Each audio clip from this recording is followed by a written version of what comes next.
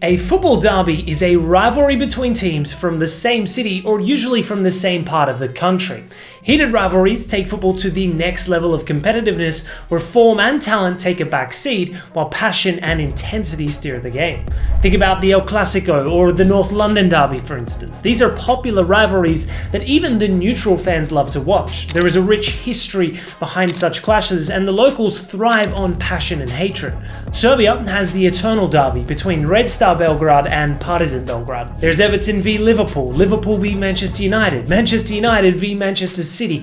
All these clubs have a long-standing hatred for one another. Italy has the Milan derby, whilst Turkey has Galatasaray versus Fenerbahce plus Besiktas. But instead of covering one of these popular derbies, we're going to take a trip around the globe to tell you about the most ruthless club rivalry in football. We have to head outside of Europe and into South America to find the fiercest derby in the world. Known as the Superclassico, River Plate versus Boca Juniors is quite possibly the most heated matchup in the world. It has the classic working class versus upper class twist to it. The fans have an extremely deep-rooted hatred for each other that dates back to the 1900s. The fans aren't the only ones who can't stand each other. It's the players as well. Tevez returned to Boca Juniors, his boyhood club, in 2015. He scored in the derby and celebrated in front of the River fans by doing a chicken dance. He was sent off for inciting a riot in the stands. There are countless such incidents, and both sets of supporters are always a whisker away from breaking out into fights. We're going to track the history of this derby and explain why the fans hate each other so much. The story is filled with heartbreak, tragedy, and even crimes.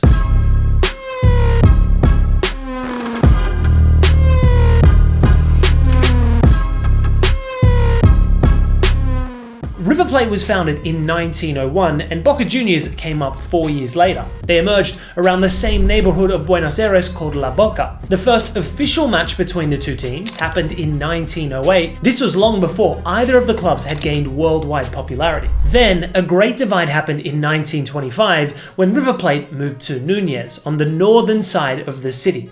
This new area was considered to be much more affluent, and since then, Boca became the club of the working class, which consisted of a large number of Italian immigrants who had escaped during the war. River Plate was given the nickname Los Millonarios in the 1930s because they used to spend big money on buying players even back then. Their fan base was considered to be mostly of upper class supporters. This apparent class divide fueled the rivalry further. Boca fans gave their counterparts the name Galinas, which means chickens. This implied that River fans lacked guts and had no fighting spirit.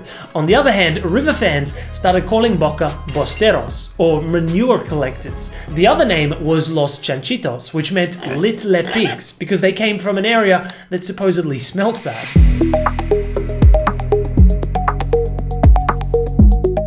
As the rivalry continued to rage on over the years, even the players themselves became targets for hatred, especially the ones who crossed the bridge to join the other side.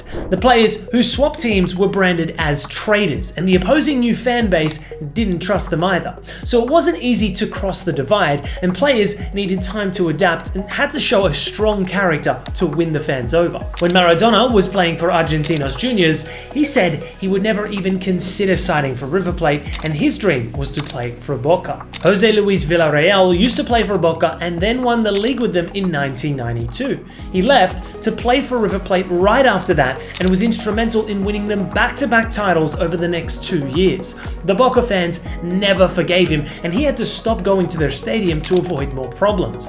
If it had to be explained in similar terms, imagine that most of the players who crossed the divide end up getting similar treatment to what Luis Figo got after he joined Real Madrid from Barcelona. His story is well known because it happened at the height of the Spanish League's popularity and the Galacticos era of Madrid. But the hatred and fan backlash that Figo went through isn't an uncommon occurrence in Argentina.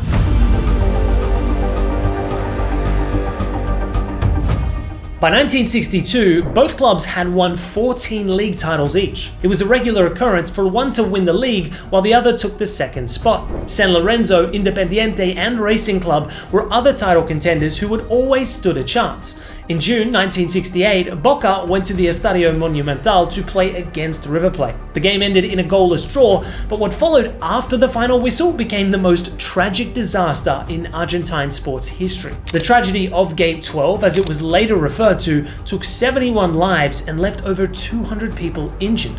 It was never revealed what initially caused the stampede to start. What's even more shocking is that both clubs refused to officially acknowledge it happened, and the incident was treated as a taboo topic. Until 40 years later in 2008, when River Plate finally put up a plaque at the site in remembrance of the victims. Boca Juniors waited another decade and finally apologized for not acknowledging the tragedy and neglecting the memory of the victims. They installed a plaque in their stadium's main hall and declared June 23rd as a day of mourning for the club. There are many theories as to why it happened and whether there was a sinister hand at play. Both sides blamed each other for the tragedy, and it gave the rivalry a tragic mark. River fans said it happened because the Boca supporters lit their flag on fire, and it somehow led to their own supporters causing a stampede.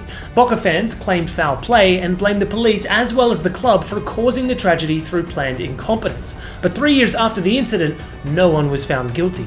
This marked a steep shift in their hatred towards each other and became a major point of tension. To this day, the issue remains unresolved.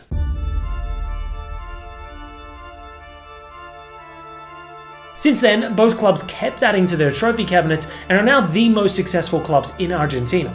River Plate has 38 Primera Division titles, while Boca has 35 to their name. In terms of style of play, River fans are like Guardiola's disciples and like to watch attractive football. They have 3 G's in their philosophy. First is gustar, which means to play well. Second is ganar, which means to win. And the last is golear, which means to smashing in lots of goals. Boca's philosophy, meanwhile, is much more Mourinho-esque and is referred to it as garra, which means the claw. It implies that they expect the players to put their bodies on the line and do whatever it takes to win. The rivalry reached a new stage in 2011 when River Plate was relegated for the first time in their history.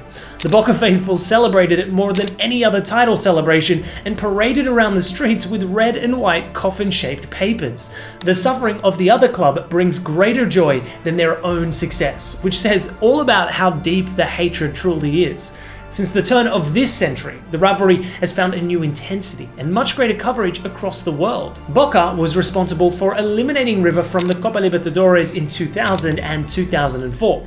River was relegated in 2011 and came back the very next year. Since then, River went on to not just eliminate Boca from the 2014 Copa Sudamericana, the Copa Libertadores in 2015 and 2018, and the 2017 Supercopa Argentina, while also winning these trophies. The 2015 Copa Libertadores round of 16 was rife with controversy when a Boca fan pepper sprayed River players outside their dressing room. The game was suspended and a disciplinary committee decided to disqualify Boca and imposed further sanctions. In 2018, the bus carrying Boca players to River Plate Stadium was attacked by River fans during their Copa Libertadores derby.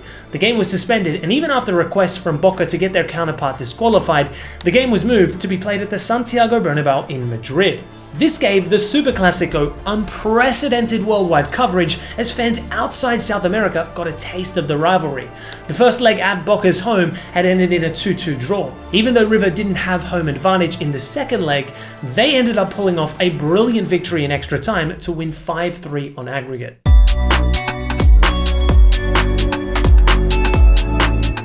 Throughout their existence, 263 official derbies were played till September 2024. Boca have won 92, while River has won 87 of them. 84 matches have ended in a draw.